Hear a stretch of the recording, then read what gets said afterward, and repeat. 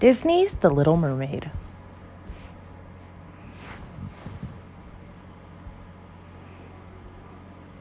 Far beneath the ocean waves, in the land of the Mer people, lived a lovely young mermaid named Ariel.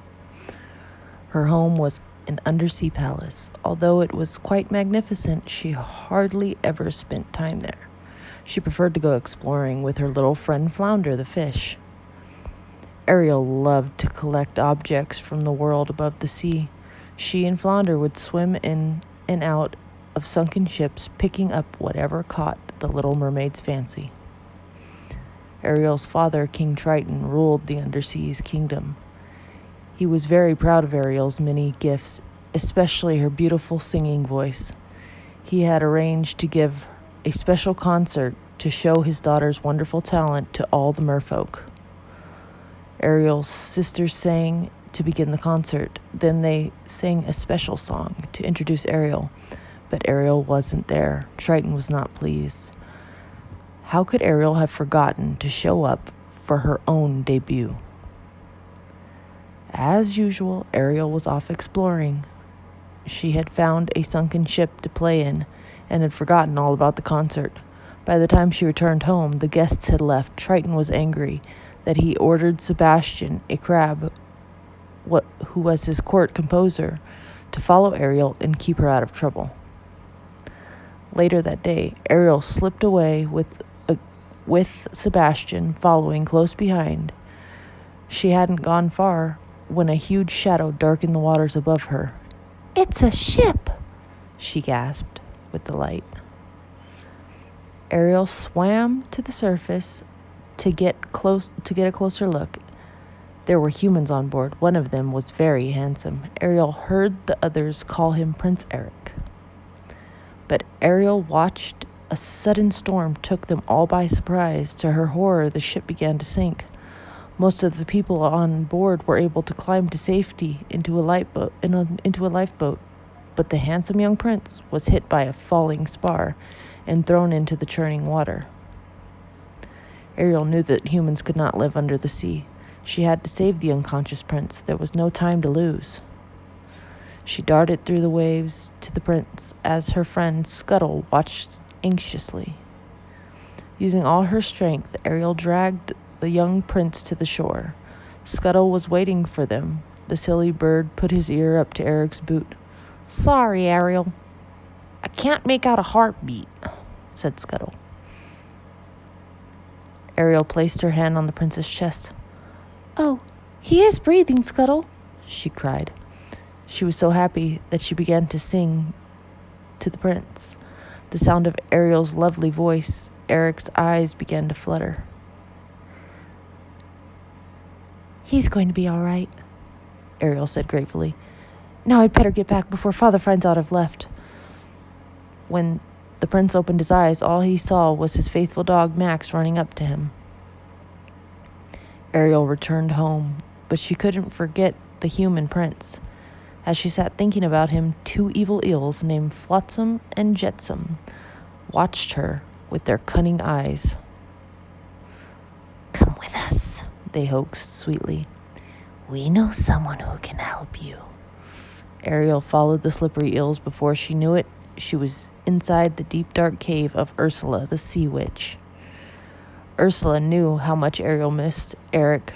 She told the young mermaid that she could help her visit him for a price. "I will make you human so you can visit your young man," said Ursula. "But you must get him to fall in love with you and kiss you before the sun sets on the third day. And if you fail, you will turn back into the mermaid and return to the sea as my slave." Then Ursula laughed wickedly. "Oh, and one other thing. You must leave your voice with me." Poor Ariel. She would have done anything to see the young prince again. So she signed the agreement.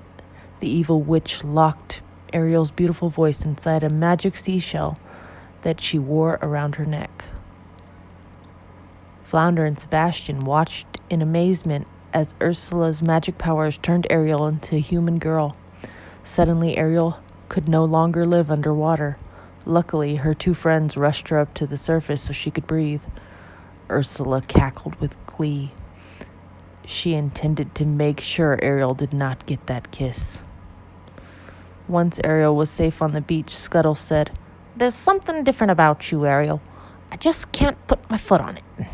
Ariel showed him her two legs. She wanted to tell Scuttle about what had happened to her, but since Ursula had taken her voice, Sebastian had to explain. When Ariel tried to stand, she found that balancing on her new legs was harder than it looked. "You can do it," said Scuttle. "Just watch me." Sebastian shook his head in disbelief. "How am I going to tell the king about this?" he wondered. Meanwhile, Erik had forgotten all about the girl who had saved his life. Although he hadn't seen her, he had fallen in love with her wonderful voice. Erik would have given his entire kingdom to find her. Then, as he was walking along with Max, he saw Ariel on the beach. "Have we met before?" Erik asked, his heart skipping a beat.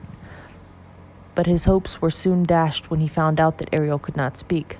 "She can't be the one," he thought. Still, the prince felt sorry for Ariel, so he brought her to his castle. His servants fed her and gave her plenty of pretty clothes to wear. The next day, the prince took Ariel for a coach ride in the kingdom. "She's so lovely," Erik said to himself. "If only she were the girl I've been searching for." The next day, the prince took Ariel for a boat ride. "There isn't much time," thought Ariel. "If he doesn't kiss me soon, I will become Ursula's slave." Although Ariel didn't know it, the prince was falling in love and was just about to kiss her. But Flotsam and Jetsam had been watching them, and they tipped over the boat and sent the young couple tumbling into the water before Ariel could get her kiss. Ursula had been watching the couple with her magic bubble, and she decided to trick Erik so Ariel would never kiss her.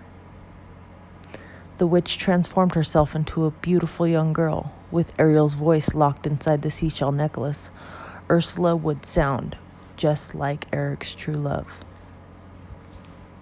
The following day, as Ursula walked along the beach, the sound of Ariel's beautiful voice filled the air. Erik couldn't hardly believe his ears. The girl who had saved his life had finally come back to him. Quickly, the sea witch put a spell on Erik, and he decided to marry her right away. Ursula's nasty trick had worked. She and Erik were to be married on his ship that very next day. In her cabin, Ursula laughed as she looked at her true reflection in the mirror. Luckily, Scuttle saw Ursula's real reflection too. Scuttle and Flounder rushed off to find Ariel and tell her about the sea witch's latest trick. "Don't worry, Ariel, we'll help you," said Scuttle as Flounder pulled her out to the ship. Then Scuttle flew to the ship. With the help of sea lions and pelicans and other birds, Scuttle stopped the wedding as Ariel climbed over the railing. The birds tore at Ursula's clothing and pulled her hair. The seashell fell from Ursula's neck, then it broke, and Ariel's voice returned to her instantly. Ariel called out to warn the prince. When Erik knew that he had been tricked, but the time had run out, the sun had started to set, and Ariel was already turning back into a mermaid. "You belong to me now," gloated Ursula, who had turned her back into the mean, ugly self. She grabbed Ariel and slithered into the sea. But Erik was not about to let Ariel slip away this time. Grabbing his harpoon, he dived into the sea and hurled it at the sea witch. That made Ursula angrier than ever. She transformed herself into a huge monster and tried to crush poor Ariel and the prince with her black tentacles. Erik clutched the Little Mermaid to him, trying to protect her from the witch's fury. Erik knew he had to do something, and fast. Climbing aboard the ship that Ursula's angry thrashing had raised from the bottom of the sea, he grabbed the wheel and he aimed the ship's prow at Ursula and sailed full speed ahead. As the boat struck the witch, she let out a terrible scream. Then she was gone. Everyone was glad to see the sea witch gone, but Ariel was still unhappy. Even Triton could see that his daughter was truly in love. So using his magic powers, he granted Ariel her dearest wish. He made her human again. Triton watched Ariel and Erik walk back to the castle. "I'm going to miss her," King Triton said to Sebastian, "but I know that they will be happy." Soon after that, Erik and Ariel were married in a splendid shipboard wedding, with all the mer people looking on, and just as King Triton had predicted, they lived happily ever after.